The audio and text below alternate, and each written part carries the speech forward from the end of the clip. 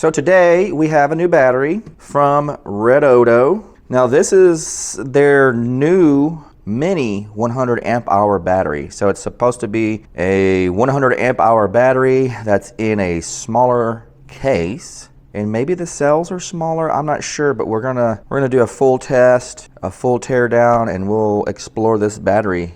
Let's open it up. Looks like we got the usual packet from Redodo, product manual. I guess we should take a look and see. Yes, so this is their 12.8 volt 100 amp hour mini. It has a 100 amp BMS. Okay, you can series up to 4 and you can parallel up to 4. I didn't see anything regarding low temperature protection, but we'll test that when we tear it down.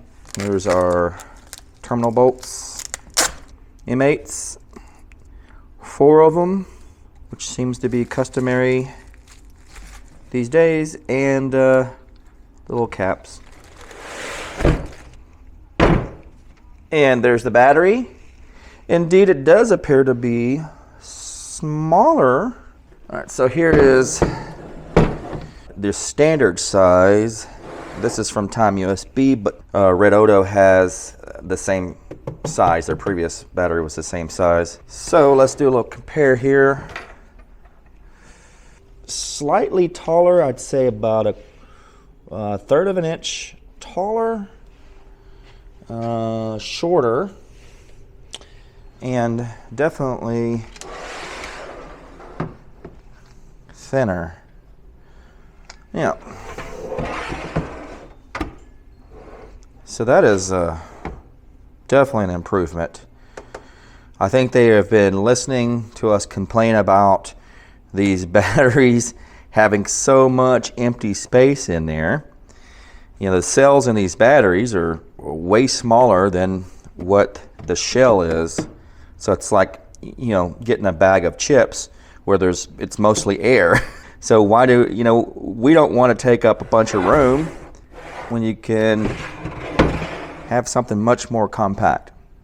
Beautiful. All right, so what we're going to do is we're going to charge this guy up. We're going to start off with a capacity test. I'll be back. All right, guys, so the battery is charged up. Let's see what voltage we are setting at. And we are at 13.37. So what I want to do right now is I want to turn the charge back on and see what voltage we are able to charge up to. That will give us some kind of indication of how well balanced the cells are. We should charge at least up to 14.4, preferably up to 14.4 or 14.6 would be perfect. But let's see what we get to. All right, 13.7. Okay, we're at 14.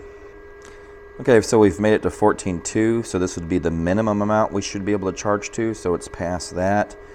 Let's see how far we will go. Okay, so we've made it to so basically we made it to, it looked like we actually got to about 14.4, or pretty close to 14.4. Let's try that once more. 14.2, 14.3.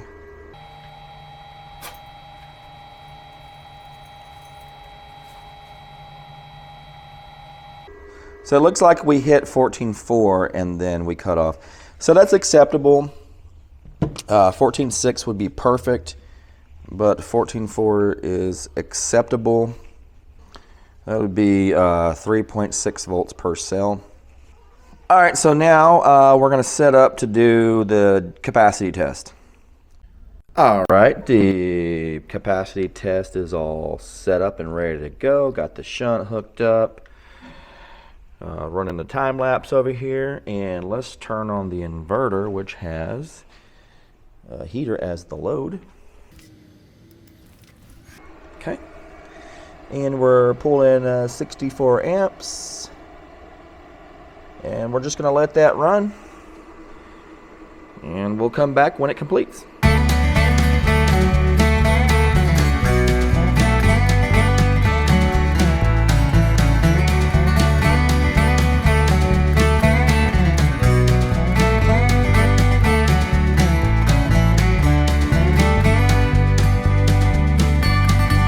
All right, guys, we are down to 1% left on the discharge capacity test.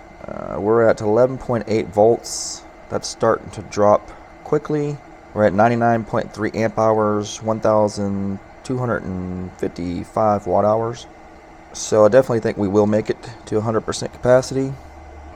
Okay, so we have hit 100 amp hours. That is the advertised capacity of the Redodo Mini. Let's see how far it'll go. I would like to see 1,280 watt hours here. But the more I look at this battery, the more I like it. That is a very thin profile. It's a much smaller battery. We're almost going for 102 amp hours, and we have hit the 1,280 watt hour mark. We're at 1,286. We fully passed the energy capacity test of this battery. I'm kind of thinking somewhere around 104 amp hours is where we might land.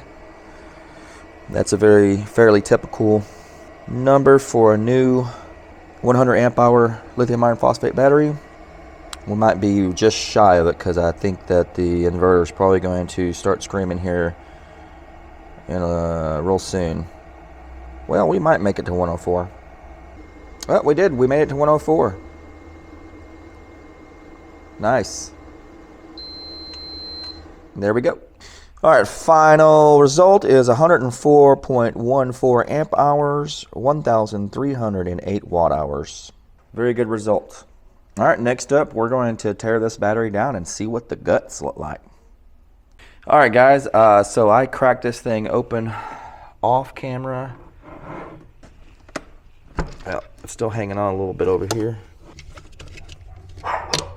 Okay. All right.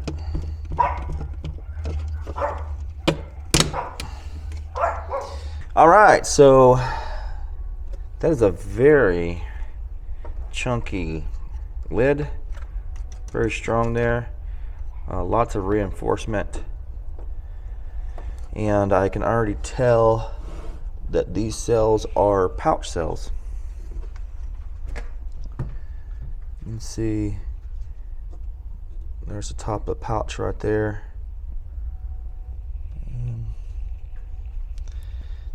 Has aluminum end caps and with this foam on it. BMS is here. We've got a 6-gauge silicone wire for the positive. We've got, looks like a double, maybe an 8 or a 10 for the negative. There's no room in this battery to really get my fingers in like there would be on the other ones that have a lot of room. Okay.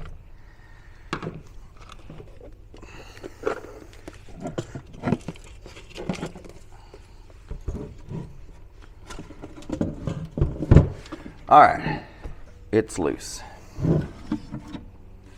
There we go. Look at that. It's a very solid box. Much more dense and thick than most of the other ones. Yep, so we've got, looks like 1, 2, 3, 4, 5, 6, 7, 8, 9, 10, 11, 12, 13, 14, 15, 16 pouch cells. So yeah, it looks like we've got 4 in parallel and then 4 in series. So 4, 4, and 4, and 4. So the positive and the negative are on the BMS board. So I think, okay, so it looks like if we take these bolts out here, and that would be I think the negative side of the battery, and we take these bolts out here, that would be the positive side of the battery. I believe the BMS will come up.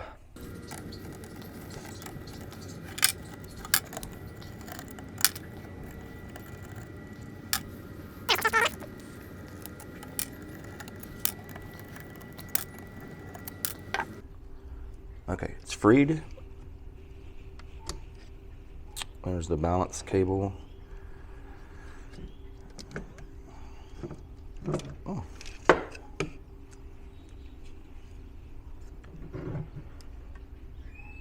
bottom of the BMS.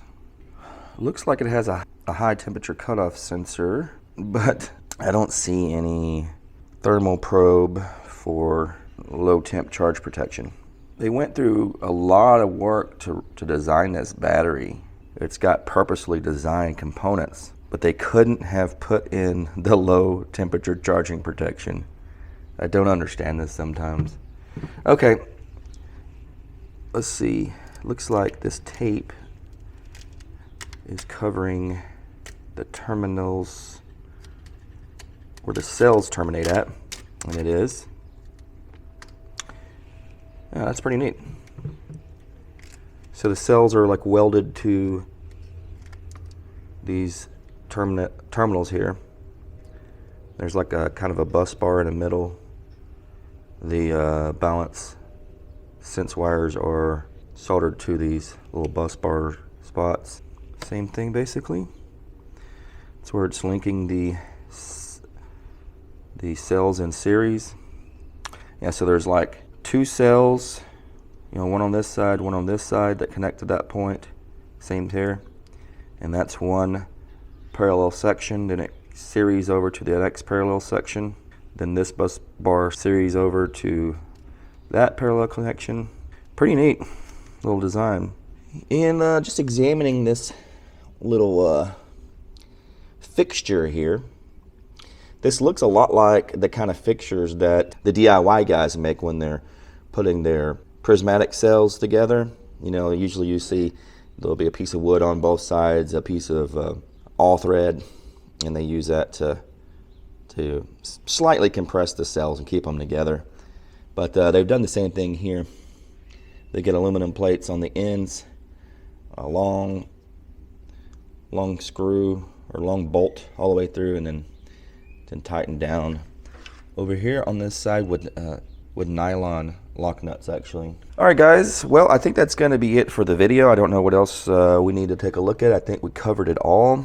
My final thoughts, I really like this battery. It's definitely much more compact and the construction quality is very high. So that's going to be the end of the video, and I'll catch you guys on the next one.